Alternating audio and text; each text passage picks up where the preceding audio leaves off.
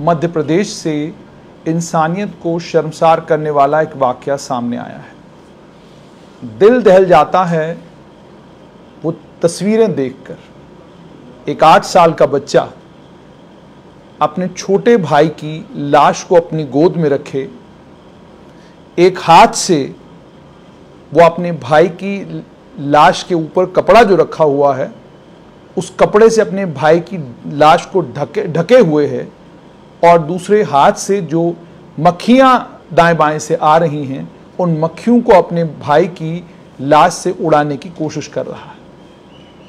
और इसके बीच में इस बच्चे का पिता दौड़ रहा है इधर उधर एम्बुलेंस की तलाश में, कोशिश कर रहा है कि उसे एम्बुलेंस मिले ताकि वो अपने इस छोटे बच्चे को घर वापस ले जा सके अंतिम संस्कार के लिए। 8 साल का बच्चा है और ये दिल दहला देने वाला वीडियो जो है ये मध्य प्रदेश के मुरैना जिले से जो है वायरल हो रहा है, और वायरल होकर ये इस और इशारा करता है कि स्वास्थ्य सुविधाओं का हमारे देश में हाल क्या है। बात मध्य प्रदेश की नहीं है, आप जम्मू कश्मीर की भी बात करें तो बहुत सारे इलाकों से वो तस्वीरें हमने आप तक पहुंचाई जहां पर अगर कोई बीमार हो जाए तो खाट पर डालकर उसको अस्पताल पहुंचाया जाता है। वो तस्वीरें भी आपने जम्मू कश्मीर से देखी कि एक हामिला औरत हॉस्पिटल पहुंचती है, उसे हॉस्पिटल से बाहर धकेल दिया जाता है और उसके बाद सड़क के ऊपर वो बच्चे को जनती है, एक इंक्वायरी ऑर्डर कर दी जाती है, और शायद आपको भी भूल गया होगा और मुझे भी, अब हम लोगों ने भी उसके बाद दोबारा उसके ऊपर कभी बात नहीं की, क्या उस डॉक्टर के खिलाफ कोई सख्त कानूनी कार्रवाई हुई जिस डॉक्टर ने उस पेशेंट को, उस मरीजा को या उस हामिला औरत को अस्पताल से बाहर धकेल दिया? कोई कहानी उसको लेकर नहीं मिलती। और जो मध्य प्रदेश से ये तस्वीर, ये वीडियो वायरल हो रही है, 2 घंटे तक ये बच्चा अपने भाई के शरीर के साथ एक नाले के करीब एक चटाई के ऊपर बैठा हुआ है, और आप अगर तस्वीर देखेंगे तो तस्वीर के पीछे स्वच्छ भारत अभियान लिखा हुआ है, और पिता जो है इस बच्चे का वो दाएं बाएं एक गाड़ी का इंतजाम करने के लिए भाग रहा है, और उसके पास इतने पैसे नहीं हैं कि वो पैसा दे सके ताकि उस पिता को एम्बुलेंस मिले और उस बच्चे को घर ले जा सके। जब शोर उठा इस मुरैना कस्बे में, बहुत सारे लोग जमा हो गए और इस बच्चे के पिता पूजाराम जाटव वहां आए, देखा कि वो अलग अलग लोगों से गुहार लगा रहे हैं और ड्राइवरों के साथ नेगोशिएट करने की कोशिश कर रहे हैं। प्राइवेट एम्बुलेंसेस वहां पर हैं, उनके हाथ पैर जोड़ रहे हैं कि आप मेरी बात माने, जिला अस्पताल चलें ताकि मैं अपने बच्चे के शव को अपने घर ले जा सकूं। उसके बाद जब वहां का लोकल पत्रकार वहां के आए और उन्होंने सवाल पूछने शुरू कर दिए, हॉस्पिटल का प्रशासन हरकत में आया। इल्जाम ये लग रहा है कि हॉस्पिटल के प्रशासन ने पहले इसे एम्बुलेंस देने से इनकार किया, उसके बाद हॉस्पिटल का प्रशासन फौरन हरकत में आया और उन्होंने एम्बुलेंस का इंतजाम कर दिया। गरीबों के बच्चे या गरीब लोगों के परिवार में जब किसी की मौत होती है तो कोई अपने परिवार के मृतक परिजन को साइकिल पे ले जा रहा है, कोई अपने परिवार के मृतक परिजन को किसी और तरीके से घर की तरफ ले जा रहा है। ये तस्वीरें देश के विभिन्न भागों से अक्सर वायरल होती रहती हैं, ये वीडियोस अक्सर वायरल होती रहती हैं। पत्रकार के नाते हम वो कहानी आप तक पहुंचाते हैं, लेकिन उसके बाद प्रशासन ने उसको लेकर क्या किया वो जानने की कोई कोशिश नहीं करता। 45 साल के जाटव ने अपने 2 साल के बेटे राजा को जिला अस्पताल लाया था, अंबा अस्पताल से जिला अस्पताल लाया था। 35 किलोमीटर दूर ये उसके गांव से है। राजा का जब प्रचार होने लगा तो माफ कीजिएगा, राजा का जब उपचार होने लगा, जब उनको ट्रीटमेंट दिया जाने लगा, उपचार के दौरान जो है राजा की मौत हुई।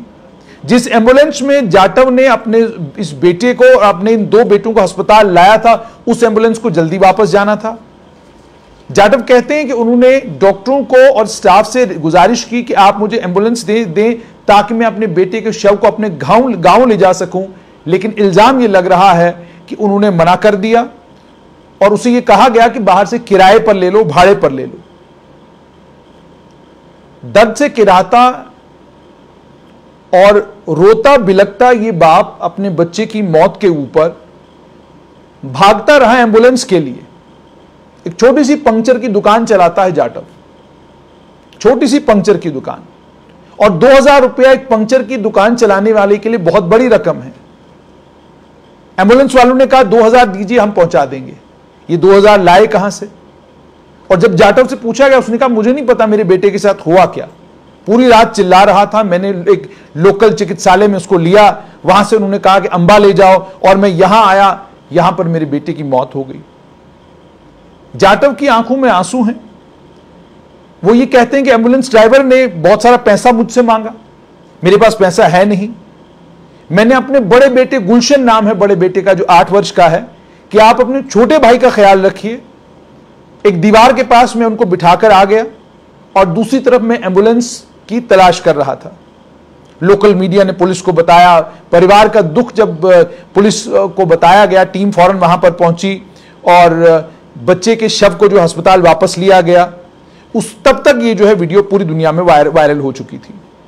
अब जहां तक सीएमएचओ हैं डॉक्टर राकेश शर्मा, उन्होंने एक पत्रिका से बात करते हुए कहा है कि कोई ऐसा प्रोटोकॉल नहीं है जिसमें शवों को अस्पताल किसी जगह पहुंचाए, ऐसा कोई प्रोटोकॉल नहीं है। लेकिन अगर परिवार ने एडमिनिस्ट्रेशन से गुजारिश की होती तो रोगी कल्याण समिति के द्वारा इनको सहायता मिलती।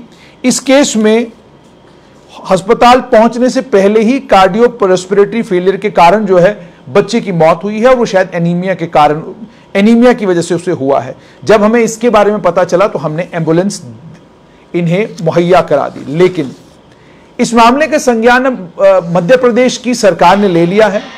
मध्य प्रदेश के गृह मंत्री नरोत्तम मिश्रा ने मोरेना डिस्ट्रिक्ट हॉस्पिटल को, मध्य प्रदेश के गृह मंत्री नरोत्तम मिश्रा जो सरकार के प्रवक्ता भी हैं, उन्होंने कहा कि मोरेना डिस्ट्रिक्ट अस्पताल जो 30 किलोमीटर दूर है बडफारा गांव से, बडफारा गांव का ये के रहने वाले हैं ये, उन्होंने कहा कि शोकोज नोटिस जो है वो मोरेना जिला अस्पताल के सिविल सर्जन को इशू कर दिया गया है।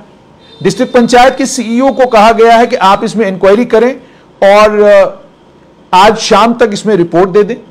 परिवार को माली सहायता भी दी जा रही है। सरकार ने इस मामले का संज्ञान लिया है और संज्ञान लेकर सरकार ने इंक्वायरी ऑर्डर कर दी है। लेकिन ये तस्वीरें हमने जम्मू कश्मीर में भी देखी हैं। इस तरह की तस्वीर नहीं, तस्वीर थोड़ी अलग हो सकती है। जैसे मैंने आपको कहा कि एक गरीब आदमी को अस्पताल के बाहर रोते बिलखते हमने देखा है, हमने इंक्वायरियां ऑर्डर होते हुए देखी हैं, लेकिन उन इंक्वायरियों का कोई नतीजा नहीं निकलता। आपको कोविड में याद होगा कि कितनी इंक्वायरियां सरकार ने ऑर्डर की। क्या आप में से कोई बता सकता है कि कितनी इंक्वायरियां हैं जिनकी रिपोर्टें पब्लिक हुई? किसी डॉक्टर के खिलाफ कोई कानूनी कार्रवाई हुई? आपको भारतीय जनता पार्टी के एमएलसी रमेश अरोड़ा भी याद होंगे। उनके बेटे का देहांत हुआ और उनके बेटे के देहांत के बाद भी एक इंक्वायरी ऑर्डर की गई, और उनकी उस इंक्वायरी ऑर्डर करने के बाद आज कितना लंबा समय गुजर चुका है, लेकिन क्या किसी ने उसके बाद सुना कि उस मामले में हुआ क्या? क्या डॉक्टर के खिलाफ कोई कानूनी कार्रवाई हुई? और हैरानगी की बात तो यह है, सिस्टम का मजा आप ये देखिए कि एक गरीब आदमी अस्पताल जब आता है और मान लीजिए डॉक्टरों की गलती से उसके बच्चे की, उसके परिवार के किसी आदमी की मौत होती है, सरकार इंक्वायरी ऑर्डर करती है, लेकिन उस इंक्वायरी का कोई नतीजा नहीं निकलता, इन इंक्वायरी से कुछ नहीं निकलता, और वो गरीब आदमी भी थक हार कर घर बैठ जाता है, क्योंकि किसके पास इतना पैसा, इतनी धनराशि है कि आपके परिजन के जाने के बाद एक लंबे वक्त तक कानूनी लड़ाई लड़ सकें। आप उम्मीद और तवक्का तो सरकार से रखते हैं कि सरकार इतनी संवेदनशील होगी कि जब इस तरह का कोई मामला पेश आएगा सरकार फौरन सख्त कानूनी कार्रवाई करेगी, डॉक्टरों के खिलाफ भी कार्रवाई होगी। यह कितना दर्दनाक है कि 8 साल का एक बच्चा अपने 2 साल के मृतक भाई को अपनी गोद में लिटाए अपने पिता का इंतजार कर रहा है कि पिता कब गाड़ी लेकर आएगा ताकि हम इस मेरे भाई के शव को घर ले जा सकें, इसका अंतिम संस्कार कर सकें। ये हालात हैं। इन हालात के बीच में इंक्वायरी तो ऑर्डर हो गई है, मगर अफसोस ये धर्म, समुदाय, जाति, इन सब चीजों के ऊपर जितना वावेला, जितना शोर, जितना हंगामा अलग अलग टेलीविजन चैनलों के ऊपर, ट्विटर, इंस्टाग्राम, फेसबुक के ऊपर होता है, काश इतना ही हंगामा बेसिक सुख सुविधाएं जो आम जनमानस को चाहिए उनके ऊपर होता, तो आज हमारे देश में से के अलग अलग भागों से ये दृश्य देखने को नहीं मिलते। प्राथमिकता हमारी क्या है? यदि प्राथमिकता मेरी और आपकी स्वास्थ्य, अच्छा स्वास्थ्य, अच्छी सड़कें, अच्छी बिजली पानी की व्यवस्था होती तो शायद आज यही होता। लेकिन मेरी और आपकी जो प्राथमिकताएं हैं वो बिल्कुल अलग हैं, और वो जो प्राथमिकताएं हैं उन्हीं प्राथमिकताओं के कारण वजह यह है कि अस्पताल में किसी की मौत हो जाए, हम किसी को अकाउंटेबल नहीं ठहरा पाते। सड़क के हादसे में कोई आदमी मर जाए तो कोई हंगामा, कोई सड़क का कोई हंगामा, कोई धरना, कोई प्रदर्शन, कोई बंद नहीं होता। या उसके अलावा बिजली ना होने के कारण लोगों को परेशानी हो, दिक्कत हो, उसके ऊपर हम लोग कितना बोलते हैं, मैं और आप जानते हैं। इसका मतलब साफ तौर पर यह है, जो हमारे और आपको, मैं और आप जिसको जरूरी समझते हैं वो जरूरी नहीं है। जरूरी है बेसिक सुख सुविधाएं हैं, जरूरी है स्वास्थ्य, अच्छी स्वास्थ्य व्यवस्था, जरूरी है एक अच्छा अस्पताल, जरूरी है एक अच्छी क्लिनिक, जरूरी है एक अच्छा प्राइवेट हॉस्पिटल का इंफ्रास्ट्रक्चर, सरकारी हॉस्पिटल का इंफ्रास्ट्रक्चर। लेकिन मेरी और आपकी प्राथमिकता ये नहीं। आप भलीभांति जानते हैं कि मेरी और आपकी प्राथमिकता आजकल क्या है, और जब तक हमारी ये प्राथमिकता रहेगी तब तक यकीन मानिए इसी तरीके के दृश्य जम्मू कश्मीर से लेकर कन्याकुमारी तक देखने को मिलेंगे, और मैं और आप अफसोस करने के अलावा और कुछ नहीं कर पाएंगे।